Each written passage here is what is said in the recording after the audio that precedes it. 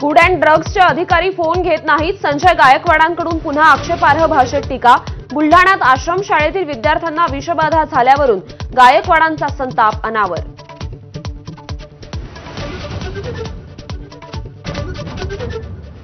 ठाकरे बंधूंची राजकीय युती जाहीर होणं गरजेचं, तरच महाराष्ट्राला दिशा मिळेल. आता संभ्रम नको. दैनिक सामनाच्या रोखठोकमध्ये संजय राऊतांचं विश्लेषण.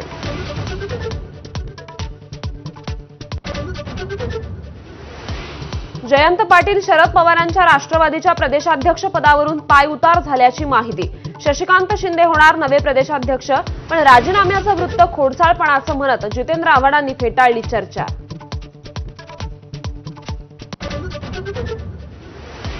आपल्याला कबड्डीत पुन्हा लक्ष घालावं लागेल, शरद पवारांचं सूचक वक्तव्य. राज्य कबड्डी संघटनेत काही लोकांनी चुकीचा मार्ग अवलंबल्याचाही आरोप. कबड्डी संघटनेची सगळी सूत्र सध्या अजित पवारांकडे.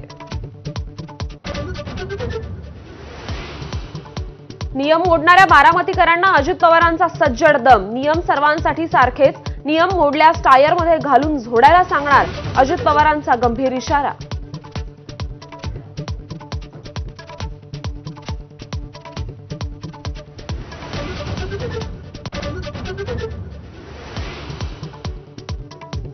बेडरूम मधले व्हिडिओ मॉर्फ करून बदनामीचा प्रयत्न, संजय शिरसाटांचा घुमजाव. राऊतांविरोधात अब्रू नुकसानीचा दावा दाखल करण्याचा इशारा, तर फडणवीसांनी विस्तृत चौकशी करावी, राऊतांची मागणी.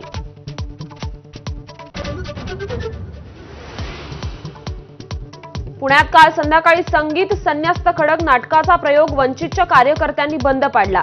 नाटकात गौतम बुद्धांचा अपमान करण्यात आल्याचा आरोप. पोलिसांकडून वंचितचे कार्यकर्ते ताब्यात.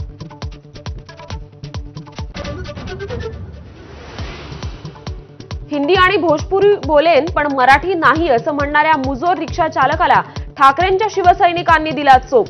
विरारमध्ये रिक्षा चालकाला मागावी लागली माफी.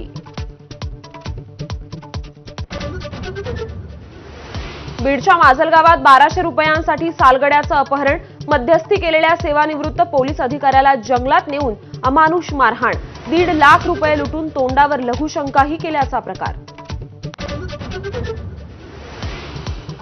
धुळे तालुक्यात 2 महिने उलटूनही पावसाची दडी. पेरण्या केलेल्या जमिनीला पडल्या भेगा. शेतकऱ्यांवर दुबार पेरणीचं संकट.